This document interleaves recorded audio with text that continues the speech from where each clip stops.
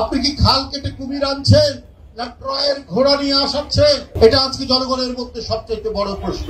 একটা আতঙ্ক তৈরি করছেন জনগণের মধ্যে। কি রাসেল ভাইপার, বিষধর সাপ রাসেল ভাইপার। কিন্তু আমরা যে শেখ হাসিনা ভাইপারের ছোবলের মধ্যে গোটা জাতি আক্রান্ত, বিষাক্ত, সেখান থেকে আমাদের পরিত্রাণ পেতাম। যে নেত্রী বাংলাদেশকে নিয়ে ছিনিমিনি খেলার কারণে যিনি প্রতিবাদ করেছেন, সোচ্চার থেকেছেন, লং মার্চ করেছেন, রোড মার্চ করেছেন, যিনি ফারাক্কা বাঁধে চলে গিয়েছেন ন্যায্য পাওনার জন্য, তিনি তো আজকে কারাগারে থাকবেন। আর যারা দেশকে অকাতরে, দেশের ভূখণ্ডকে যারা অকাতরে দিয়ে দিচ্ছেন প্রভুদের পদতলে, তারা আজকে রাজ করছেন, কারণ তারা অন্যের স্বার্থ রক্ষা করে বলেই আজকে তাকে রক্ষা করা। আর সেই সমস্ত দুর্নীতিবাজ, কালো টাকার মালিক আমলাদেরকে তিনি তৈরি করেছেন, কারণ এরা তো নিজেরাই অপরাধী, এরা তো নিজেরাই কলঙ্কিত।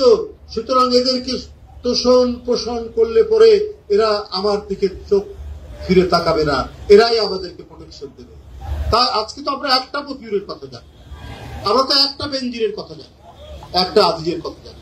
আজকে প্রশাসনে বিভিন্ন জায়গায় কত যে এরকম বেনজিররা রয়েছেন তারপর চুক্তি করলেন ভারতকে। আপনি জনগণের সম্মতি নিয়েছেন, যে আকাঙ্ক্ষা, সে আকাঙ্ক্ষার প্রতি আপনি প্রতিধ্বনি করেছেন পারেন। আজকে বাংলাদেশের